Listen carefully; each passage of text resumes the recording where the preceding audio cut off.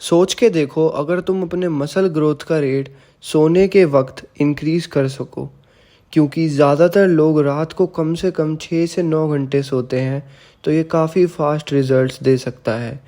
तुम्हारी मसल्स पूरी तरह से रिलैक्स हो जाती हैं और तुम्हारी बॉडी कुछ फेवरेबल हार्मोन्स रिलीज़ करती है जो मसल ग्रोथ और रिपेयर के लिए हेल्पफुल होते हैं। इसलिए मसल रिकवरी और रिपेयर तुम्हारे बॉडी के लिए टॉप प्रायोरिटी बन जाता है जब तुम सो रहे होते हो।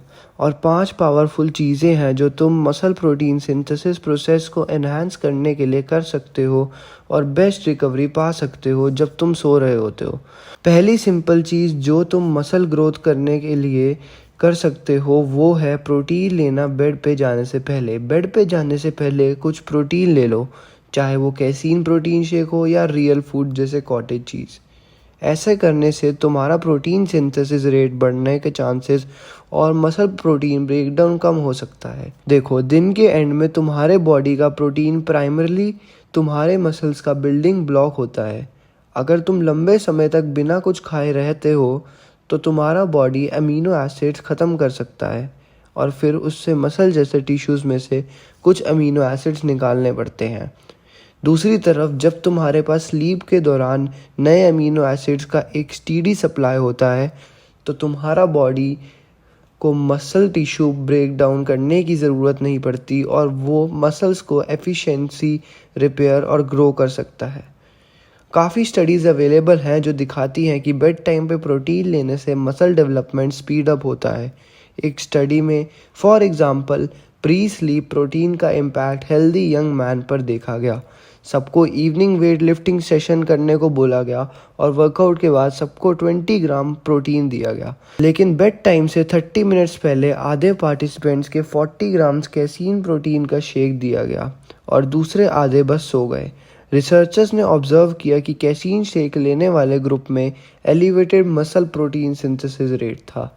ये रिजल्ट सजेस्ट करता है कि पोस्ट वर्कआउट रिकवरी प्रोटीन लेने से बूस्ट होती है। लेकिन स्टडी में एक इशू ये है कि हम ये नहीं जानते कि मसल ग्रोथ का ये इंक्रीज सिर्फ ज़्यादा प्रोटीन और कैलोरीज लेने से हुआ है या स्पेसिफिक प्रोटीन बेड टाइम लेने से पहले। दूसरी स्टडी में यंग मैन को 12 वीक रेजिस्टेंस ट्रेनिंग प्रोग्राम दिया गया। इस दौरान सब पार्टिसिपेंट्स ने डेली 1.3 ग्राम प्रोटीन पर किलोग्राम बॉडी वेट का प्रोटीन इंटेक मेंटेन किया। डिफरेंस बस ये था कि एक ग्रुप को बेड टाइम से पहले 27.5 ग्राम प्रोटीन्स और 15 ग्राम्स कार्बोहाइड्रेट का शेक दिया गया और कंट्रोल ग्रुप को एक प्लेसेबो ड्रिंक दिया गया जिसमें प्रोटीन नहीं था। रिजल्ट्स दिखाते हैं कि प्रोटीन शेक लेने वाले ग्रुप में मसल स्ट्रेंथ और साइज़ में काफ़ी इम्प्रूवमेंट हुई। तो ये काफ़ी लाइकली है कि बेड टाइम पे प्रोटीन लेना मसल ग्रोथ में हेल्प करेगा। International society of sports nutrition ने भी ये कंक्लूड किया है कि कैसीन प्रोटीन को लगभग 30 to 40 ग्राम्स के रेट पर बेड से पहले लेने से मसल प्रोटीन सिंथेसिस और रेस्टिंग मेटाबॉलिक रेट नाइट में बढ़ जाता है। तो अगर तुम ये वीडियो देख रहे हो बेड टाइम पे तो ध्यान में रखो कि ये रेफरेंसेस स्पेशली कैसीन प्रोटीन के लिए हैं। तुम्हें और प्रोटीन सोर्सेज जैसे वे से भी कुछ बेनिफिट्स हो सकते हैं, लेकिन कैसीन शायद बेड से पहले बेस्ट प्रोटीन सोर्स हो सकता है।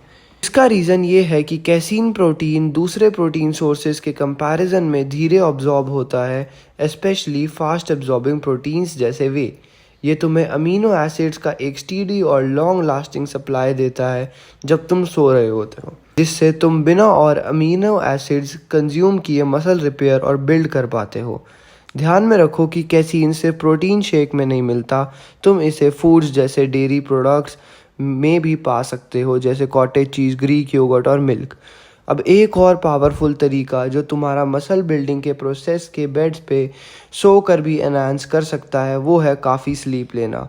बहुत लोग ये सुनना पसंद नहीं करते क्योंकि उन्हें कंसिस्टेंट स्लीप नहीं मिल रही होती, लेकिन ये एक काफ़ी आसान और इफ़ेक्टिव चीज़ है और तुम्हारे मसल बिल्डिंग की एबिलिटी पर स्लीप का बहुत इम्पैक्ट पड़ता है। एक स्टडी का एग्जाम्पल में सब्जेक्ट्स को 2 ग्रुप में स्प्लिट किया गया और दोनों ही कैलोरी डेफिशिएंट में थे। 1 8.5 आवर्स पर नाइट सोता था और ग्रुप 2 सिर्फ 5.5 आवर पर नाइट सोता था। एंड में दोनों ग्रुप्स ने सेम वेट लूज़ किया जो एक्सपेक्टेड था, क्योंकि दोनों सेम कैलोरी डेफिसिट मेंटेन कर रहे थे। लेकिन दोनों ग्रुप्स के बॉडी कॉम्पोजिशन में काफ़ी डिफरेंस था। स्लीप डिप्राइव्ड ग्रुप ने 60% ज़्यादा मसल लूज़ किया और 55% कम फैट लॉस किया कंपेयर टू वो लोग जो 8.5 आवर्स सो रहे थे। और मसल ग्रोथ पर स्लीप का इम्पैक्ट सिर्फ एक रात की कमी से भी हो सकता है।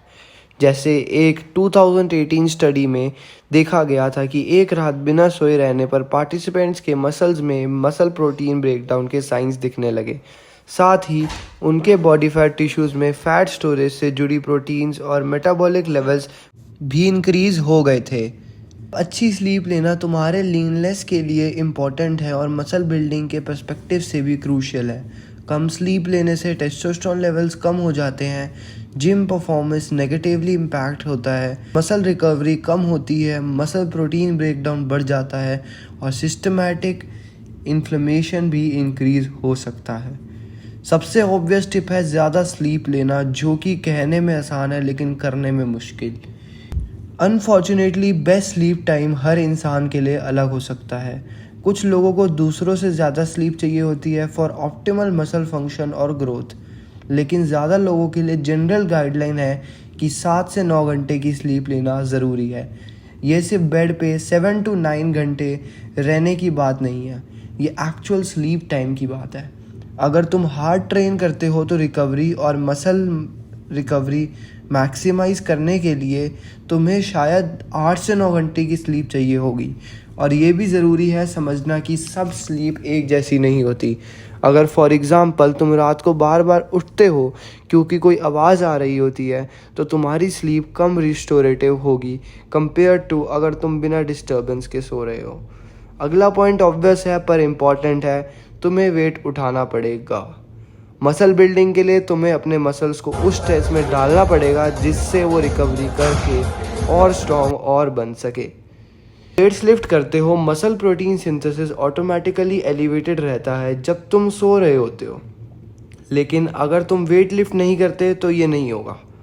एक अच्छा तरीका ये है कि हर मसल को कम से कम 2 बार ट्रेन करो हर वीक में, क्योंकि मसल प्रोटीन सिंथेसिस ट्रेनिंग के बाद सिर्फ 48 से मैक्सिमम 72 आवर्स तक एलिवेटेड रहता है। हर मसल को मल्टीपल टाइम्स पर वीक ट्रेन करना ज़्यादा फ़ायदेमंद है और ये ऑलमोस्ट पूरा वीक तुम्हारे मसल प्रोटीन सिंथेसिस को एलिवेटेड रखेगा जब तुम सो रहे होते हो। स्लीप और स्ट्रेंथ ट्रेनिंग दोनों एक दूसरे को म्यूचुअली बेनिफिट देते हैं। Weight lifting actually sleep quality को इम्प्रूव करता है और ये ज़्यादा इफेक्ट लेट नाइट ट्रेनिंग पे होता है। लेकिन याद रखो, लेट नाइट वर्कआउट को पहले प्री वर्कआउट या कॉफ़ी लेना स्लीप क्वालिटी को कम कर सकता है। अगला स्टेप है अपने बेडरूम एनवायरनमेंट को ऑप्टिमाइज़ करना। जैसे मैंने कहा, सिर्फ आर स्लीप नहीं बल्कि हाई क्वालिटी स्लीप भी ज़रूरी है ताकि मैक्सिमम मसल बिल्डिंग बेनिफिट्स मिले। तुम अपने बेडरूम को ऑप्टिमाइज़ करके बेटर स्लीप क्वालिटी पा सकते हो। इसका एक तरीका ये है कि तुम्हारा बेडरूम बिल्कुल डार्क हो जब तुम सो रहे हो, क्योंकि हल्की सी लाइट भी स्लीप को डिस्टर्ब कर सकती है। अगर तुम्हारा रूम पिच ब्लैक नहीं है या सनलाइट की वजह से तुम सुबह जल्दी उठ जाते हो, तो ब्लैकआउट कर्टन्स ले लो ताकि तुम्हारी स्लीप डिस्टर्ब ना हो, या फिर नाइट मास्क यूज़ कर सकते हो लाइट ब्लॉक करने के लिए। एक और इम्पॉर्टेंट फैक्टर जो मैंने पहले भी मेंशन किया है वो है नॉइज़। एनवायरनमेंट नॉइज़ जैसे एयर और व्हीकल ट्रैफिक से स्टेज 1 स्लीप बढ़ सकती है और slow wave of REM sleep कम हो सकती है। इसलिए हार्मफुल है क्योंकि REM स्लीप के वक्त बॉडी अपने रिसोर्सेज को टिश्यू और सेल रिपेयर के काम में लगाती है। ऊपर से नॉइज़ स्लीप के दौरान एक्स्ट्रा हार्मोन्स जैसे एड्रेनलिन और कॉर्टिसोल प्रोड्यूस कर सकता है।